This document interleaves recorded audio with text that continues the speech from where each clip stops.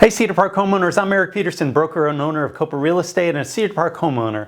In this video, let's talk about the most recent real estate statistics for Cedar Park, Texas, what we think will happen in 2022, and important changes with mortgages you should know about. So let's get to the statistics covering October 2021. There were 108 sales in October, down 22.8% from October 2020.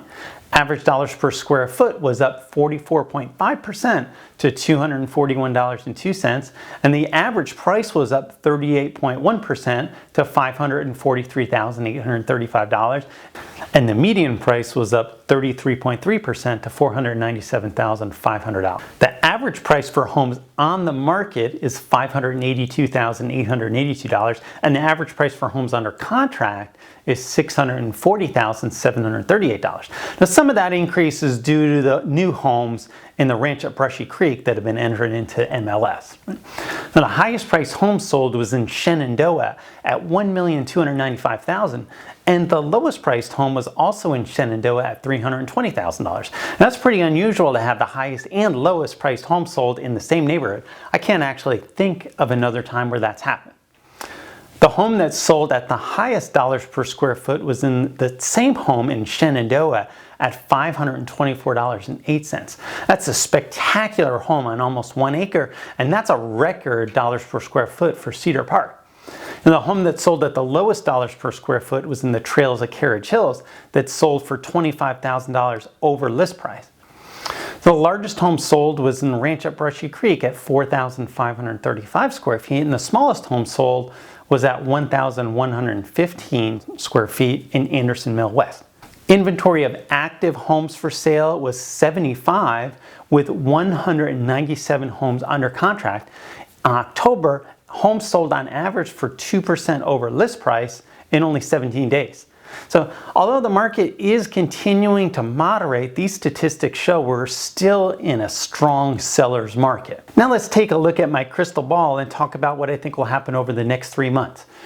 I don't expect that we'll ever see a frenzy like we did earlier this year, but I do expect we will see an increase in the number of homes coming on the market in January. I've personally never had more people contacting me about selling in January than I ever have. Some sellers are finally selling after holding off their relocation for 18 months, and some are closing on their new home in December and January. So at the same time, just based on my experience, the number of showings we're having for our listings and the number of open house visitors, there will be a strong demand in January. It's not the same as last year, but I expect many of the buyers who tell me right now they aren't in a hurry will wake up in January 1st and realize they do need to do something and will become motivated. I don't expect that we're going to see a market jump another 30%, but I do expect appreciation will be higher than normal at the beginning of the year. From there, what's unclear is how much inflation, interest rates, and the overall economy will affect our local real estate market. Locally, what's going to be interesting is as things open up more and as builders take off their sales caps to provide more inventory, will more sellers decide it's finally time to make a move? I do expect that that will happen. And what I'll be waiting to see is what higher property tax assessments will do to inventory. Many people were upset about their taxes this year. The bad news is the assessments for 2021 were largely based on 2020 sales, and we will see much larger increases in assessed values in 2022. Well, will that be the last straw for property owners and especially investors who've been on the fence about selling? Now, in the end, the story of the real estate market will be all about the inventory of homes for sale. That's why I keep track of the market on a daily basis to track changes. And if you have plans for 2022, we should talk now. That way I can keep you up to date about the market and how it will impact your specific situation. As we get into December, we will be returning to our in-person free home selling workshops. Now, if you want to attend a workshop, get in touch with us and we'll notify you when they are scheduled. And as always, you can check kopaworkshop.com to see dates and times of our in-person and online free home selling workshops. For years, home sellers have told me they benefited greatly from attending one of our events. I also want to let you know about some important changes with mortgages you probably don't know about. First off, the conventional loan limit was raised to $625,000 for 2022. Some mortgage companies are already approving loans with that loan amount. And that'll help a lot of buyers, especially first-time home buyers, be able to purchase a home and stay out of the jumbo loan requirements. Now, this loan amount may be alarming to some people, but with the expected appreciation over the next 10 years, you might be wise to purchase your forever home now rather than buy a starter home today that you will outgrow quickly.